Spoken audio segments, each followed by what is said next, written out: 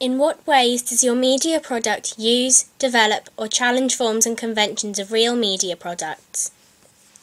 The title of my film, Hide and Seek, fits in with the criteria of that of a typical sci-fi/thriller/mystery film because it is short and straight to the point. It sounds quite innocent as hide and seek is a children's game. This is what I wanted because my main character is young and carefree and is blissfully unaware of what is going on in his surroundings. This is why he's the last person you would expect to come across something weird and wonderful and not entirely human.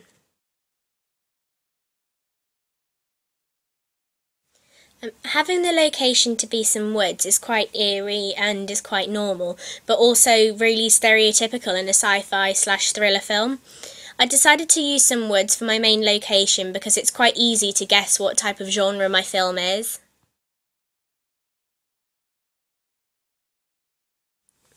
My main character is in simple, everyday clothes because I didn't want him to stand out.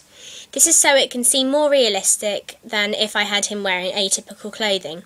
This means that my media product uses and perhaps develops a little some forms and conventions of real media products, in that I've tried to make it as realistic as you can be in a sci-fi film.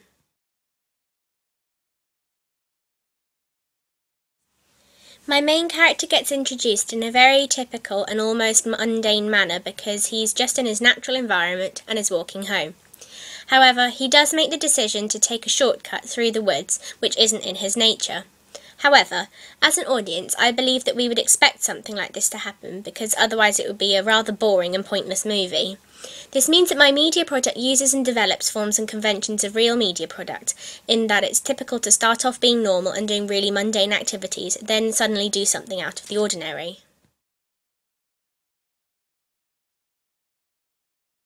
I decided to use a tripod when filming the opening establishing shot of the woods to make it look smooth, but chose not to use it for any other shot because I felt that it should look more naturalistic and therefore the shots were shaky, particularly the one of my main character running through the woods. I believe that this develops forms and conventions of real media products because a lot of films use handheld cameras when creating a certain atmosphere, and I believe I did that. However, I think it also challenges forms and conventions of real media products, because it isn't necessarily obvious as to what specific genre it is, as it could come across as a horror/thriller film.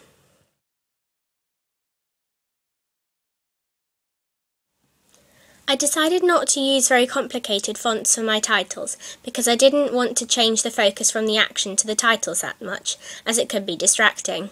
This is why I chose simple yet bold fonts, particularly for the main title at the end, as I wanted it to be simple yet have a big impact.